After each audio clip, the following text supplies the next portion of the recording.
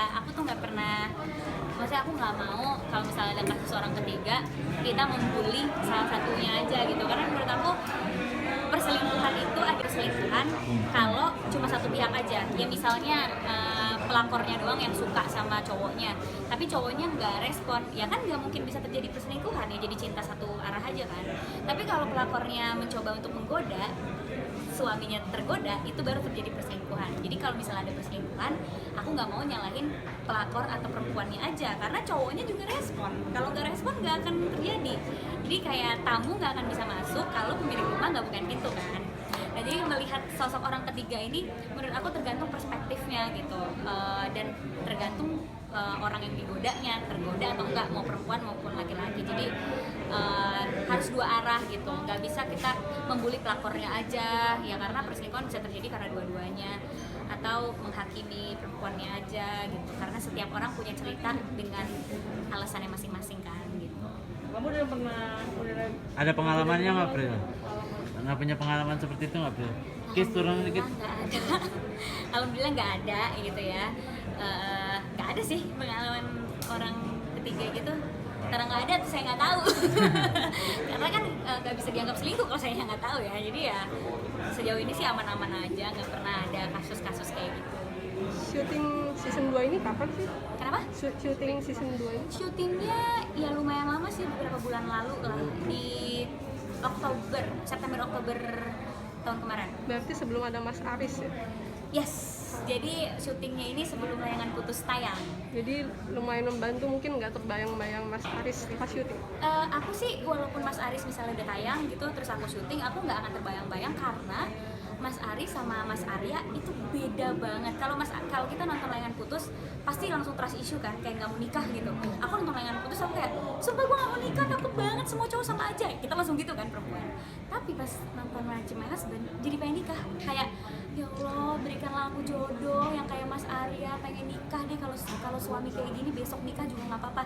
Jadi dua series ini memberikan mood yang beda untuk penonton gitu. Kalau Layangan Putus kita trauma sama relationship, kalau ngelihat Match My Husband pengen nikah muda. Aku kan nggak pernah mau nikah muda ya, tapi nge-preview Match My Husband tuh kalau besok ada kayak Mas Arya, aku mau nikah muda deh, nggak apa-apa, aku lepasin karir gitu. Langsung gitu, karena kebawa sama adegannya dan kebawa sama karakter Arya yang perfect husband banget, yang nggak tahu di dunia ini ada apa enggak cowok kayak gitu. Jadi nggak akan terganggu karena Aris sama Arya tuh beda banget. Tadi kan kesulitan dari Mas Diri sendiri kan itu gara-gara ada perasaan cinta tapi harus benci ya. Kalau misalnya di kedua ini kesulitannya apa sih Kak? Yang kedua ini kesulitannya adalah konflik yang dihadapi Inggit tuh bukannya, kalau dulu kan di season 1 konfliknya tuh satu, dia nggak cinta sama Mas Arya tapi dipaksa nikah, itu kan konfliknya kita godok di situ gitu. Kalau yang kedua ini gimana Inggit jadi istri itu ngapain aja sih? Oh, lo harus bangun lebih pagi, bikinin sarapan. Oh, lo harus ngalah. Oh, lo nggak bisa jalan sama temen-temen, pulang malam nggak izin suami. Jadi kayak budaya-budaya suami istri yang ada di Indonesia tuh harus aku pelajarin gitu. Terus harus Inggit pelajarin juga. Dan mungkin Inggit sama aku kesamaannya adalah kita sama-sama nggak ngerti rumah tangga karena aku belum menikah. Jadi kesulitannya adalah Inggit harus ngerasain apa ya kalau suaminya kayak gini, karena aku nggak tahu gimana rasanya, belum nikah kan.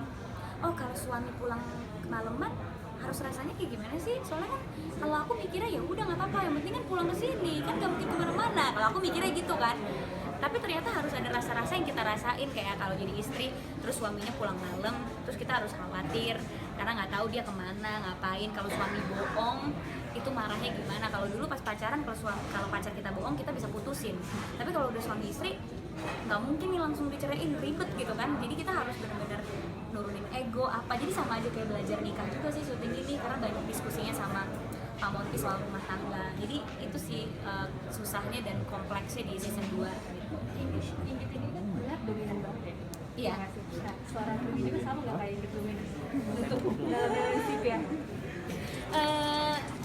Kalau Inggit tuh dominan, tapi dia kayak nggak tahu, dia sebenarnya dia bukan dominan yang kayak mengontrol Mas Arya, tapi dia lebih ke karakternya emang galak kan. Dia tuh galak, terus kalau ngomong ceplas-ceplos, jadi kalau ngomong tuh nggak dipikir.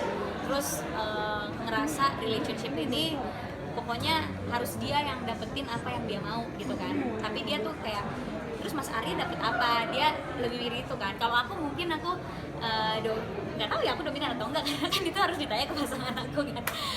Cuma mungkin kalau aku lebih ke aku sangat tegas sama apa yang aku mau, tapi juga pasti diskusi lah sama pasangan juga maunya apa. Tapi aku udah dari awal relationship kalau aku tipenya aku tuh maunya kayak gini, love language aku gini, cara mencintai aku gini. Jadi jangan dituntut aku untuk jadi orang lain atau menjadi apa yang kamu mau, karena menurut aku relationship itu kita menyesuaikan diri kan, menyesuaikan ke pasangan masing-masing, bukannya merubah 100% kayak dia harus menjadi apa yang kita mau. Mungkin aku lebih ke situ kali. Kalau yang gitu kadang dia nggak peduli Mas Arya maunya apa, pokoknya dia kayak pokoknya aku punya ini gitu. Mungkin karena perbedaan umur juga yang jauh. Iya, karena Indut kan di sini tuh kayak masih umur 21 atau 22 gitu ya. Sedangkan Mas Arya udah umur 30, udah umur 30-an. Jadi dari segi kekanak-kanakannya juga Indut tuh masih kental banget. Pokoknya dia kalau Mas Arya gini, dia Arya tuh suami yang bakalan diidam-idamkan penonton nanti yang nonton gitu. Prilly kan ada adegan sedikit yang seperti ya mesra adanya ini. Gimana tuh beradegan hal itu membangun chemistry-nya, canggung nggak sih? Maksudnya kamu kan juga agak jarang gitu ya.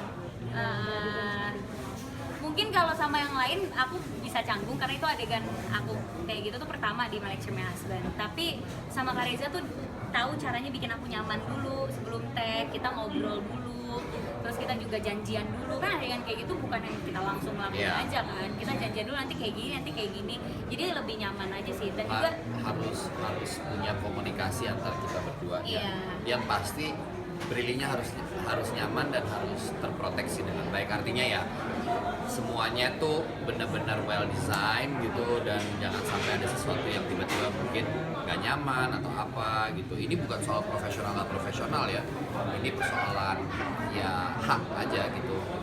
Itu haknya, itu wilayahnya Prilly untuk bisa bilang oh batasannya sampai sini, ini seperti ini, saya bisa begini, saya nggak bisa begini gitu. Dan saya sangat menghormati itu sehingga kita ngobrol dulu. iya, dan nyaman-nyaman aja sih. Pengalaman apa yang berkesan di luar syuting kalian berdua? Semuanya justru berkesan gitu. Apa ya? Ngemilnya berkesan. Ya. Karena saya selalu dibawain. Jadi kita kan ruangannya beda nih. Prilly di ruangan Prilly, saya di ruangan saya gitu ya. Tapi kalau udah break makan siang atau di sore-sore gitu, ini di luar syuting ya, itu biasanya dia pasti nanti tiba-tiba masuk dengan membawa cemilan yang segabrek karena fans-fansnya mengirimkan makanan, minuman, jajanan, apa aja setiap hari itu pasti ada gitu. Kalau saya di lokasi syuting biasanya jarang mengalami itu, tapi syuting sama Prilly cemilan apa yang makan.